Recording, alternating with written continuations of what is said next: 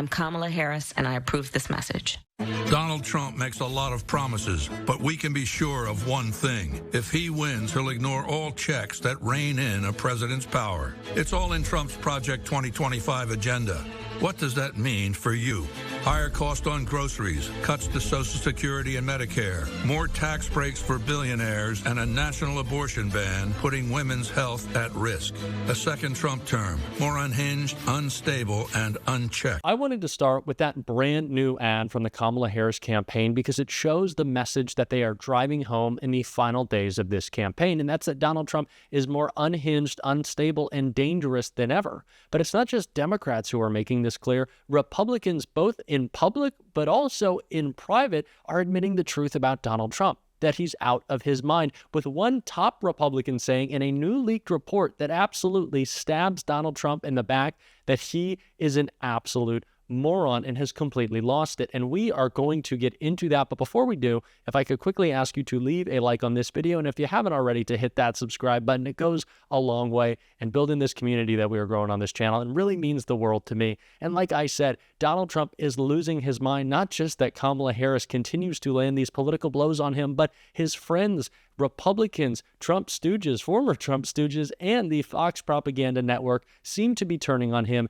and he is lashing out. So before we get into that report, I quickly want to take a look at something Donald Trump said, an angry attack on Fox as he goes to war with everyone around him. Donald Trump just took to Truth Social, writing, "Why does Suzanne Scott of Fox News keep putting on third-rate talking heads like Jessica Tarlaw, Richard Fowler, Patrick Murphy, Something Wolf, Keisha Lance Bottoms, and other radical left lunatics that lie and make up statements, with Fox rarely having any counter to their storytelling? It is so bad for winning the most important election in the history of our country. Likewise, not a moment goes by when I'm not looking at negative false ads that the other camp stuffs the Fox airwaves with. If I win, and I hope for the country's sake that I do, and the radical left moron Kamala Harris doesn't get a chance to run the country, it is despite Fox, not because of them." Donald Trump clearly pretty unhappy that Fox is not 24-hour propaganda for him. There are some small moments in the day when Jessica Tarlov can get in a word of truth, and that is driving Donald Trump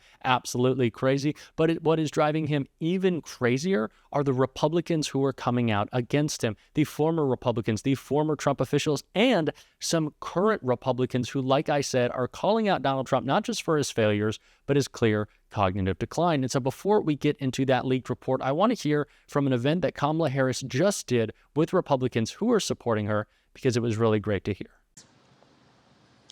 So I am joined today by over 100 Republican leaders from across Pennsylvania and across our country who are supporting my candidacy for President of the United States. And I am deeply honored to have their support.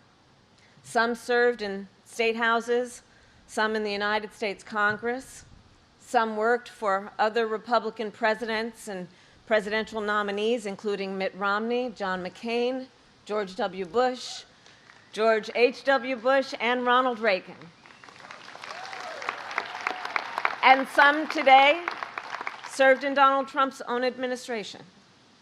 We also have with us Republican voters from here in Pennsylvania and beyond, who have been active in their Republican parties for years, who have supported Republican candidates up and down the ticket. Now, I say all that to make an obvious point. In a typical election year, you all being here with me might be a bit surprising, dare I say unusual. But not in this election. Not in this election.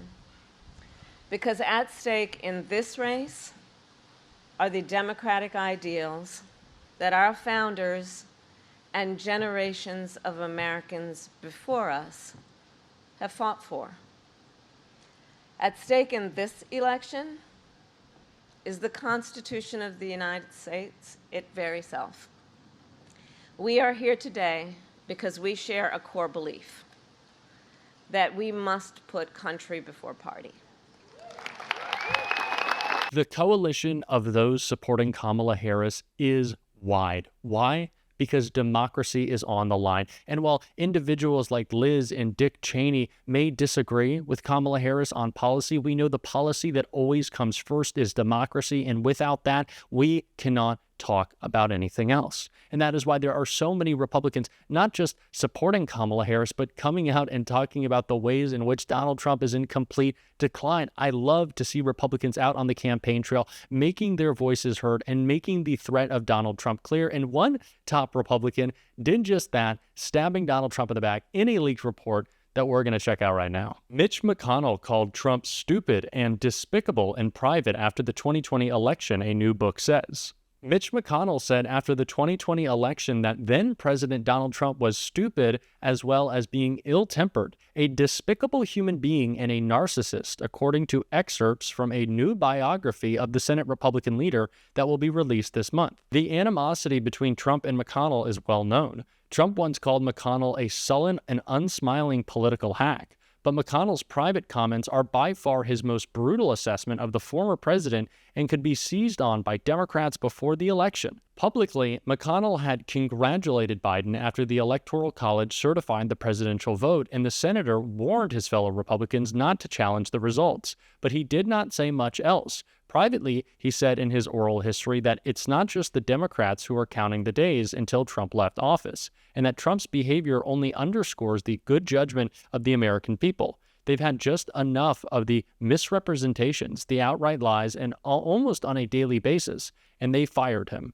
And for a narcissist like him, McConnell continued, that's been really hard to take. And so his behavior ever since the election has been even worse, by far, than it was before, because he has no filter now at all.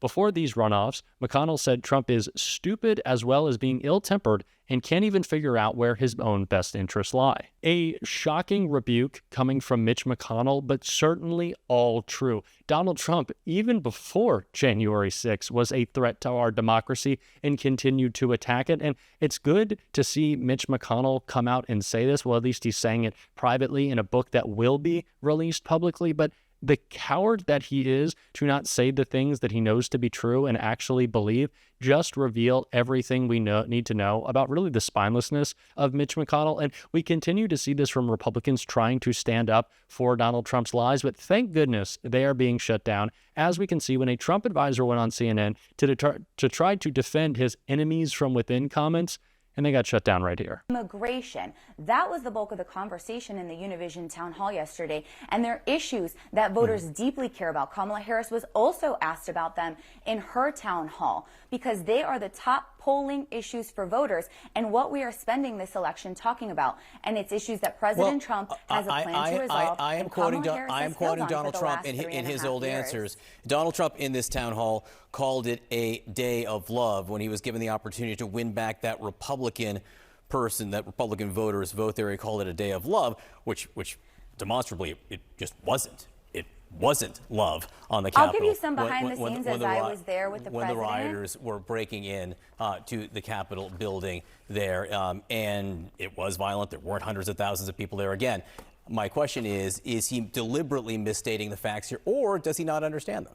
I said this in a previous video, and good friend of the show, Tim Miller, put it so perfectly. There's a type of cowardice in the Republicans who run away from questions, but there is a different level of spinelessness when they go on TV to defend Donald Trump's lies. When they run away from them, yes, it shows that they have no spine. But when they outwardly go to defend them and to try to twist his words, it just shows how disingenuous and just sad these people are in their really, quite frankly, indefensible defense of Donald Trump and his comments. And we know they're lying. We know they're just trying to act in their best interest. But gosh, can we just not have to hear them anymore? We're really just fed up.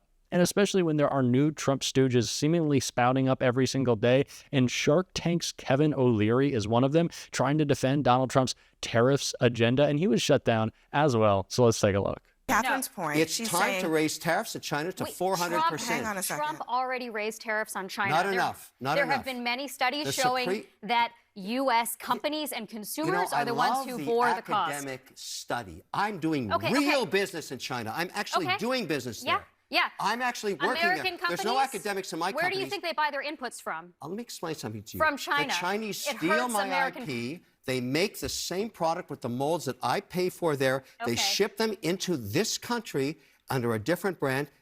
I don't like it anymore, and I've been trying to solve this for 30 years. If you tariff everything from China at There's no 60%, academic in my world. You're going to be doing business paying in more America. for the stuff you buy. You're going to be paying more for the stuff you buy. They knew even in the 1600s that you should not tariff inputs. Kevin, let's just take a yoga mat. Every American. Put a 400% tariff on a yoga mat. We'll make it via. An overwhelming number of Nobel laureate economists have come out and said what is obviously true. Donald Trump is bad for business. Donald Trump would run up the deficit. Donald Trump would destroy our economy. Couldn't be clearer. And Kevin O'Leary's weak defense isn't changing anyone's mind. He is just making himself look like, let's be frank, a goober. You look like a goober. You are a Trump stooge and you are a goober. And we're going to continue to call out these Trump stooges every single day. And if you want to support that, as always, you can hit that subscribe button. You can leave a like on this video. And if you're stuck around to the end, you can drop a blue heart in the comments. And until next time, I'll see you soon.